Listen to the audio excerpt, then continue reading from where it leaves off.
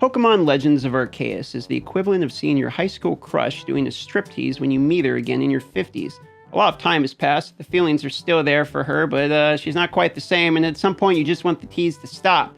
This is Pokemon Arceus. Same Pokemon, new crafting, new open world environment. It's even got alphas now. It has it all. Well, except maybe a good gameplay experience. You see, the average person probably isn't going to play the game long enough to get to the parts that are actually fun, and when they do, it's going to take forever to get to the next part that's fun. That's because this game is chock full of stuff you just don't want to do. Go find a mushroom on the ground, in the grass, in the forest. Now go buy another piece of cake from the guard. Now mix the two. Now throw the cake to the Pokemon to turn him around and lower his defenses.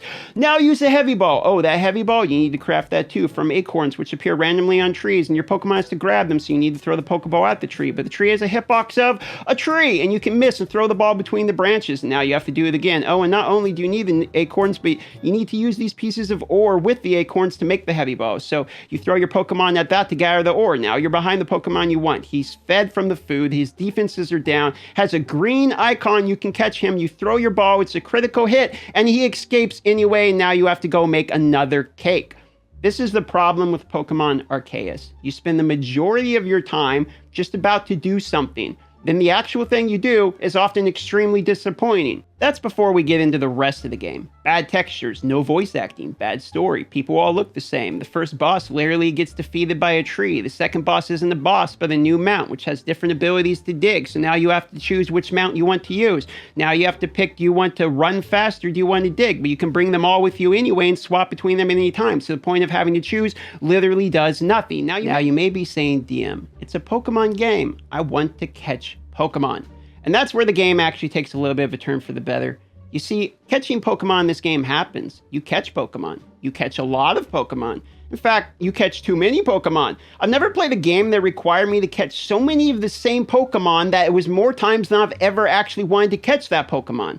Normally in Pokemon games, you're excited when you get a chance to catch something, but in this game, every Pokemon is everywhere. And when you find one, you don't want that one anyway because you're looking for an alpha. And the alphas you probably can't catch anyway without the right food, so now you have to go looking for mushrooms. You see, this game is just chock full of places that stop your enjoyability of what the game is actually meant to be enjoyable about, which is catching Pokemon. They completely destroy the concept of Pokemon being unique by having 50 of the same Pokemon smashed together like you're playing a Maple Story MMO and an Ice Lightning Mage is here just to blast all of them at the same time.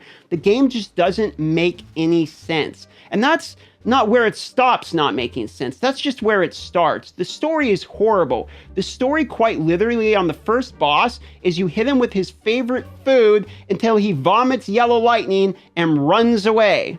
The high point of my experience in this game also made me want to quit the game. After playing some time, I ran across a yellow Geodude. This quickly made me realize Geodudes are not yellow. That may in fact be a shiny. After I engaged him in battle, I realized that is a shiny. And not only that, but he's an alpha shiny. The additional level of badass in the game. And I about blew my load when I eventually caught him. And that was the first exciting Pokemon experience I had.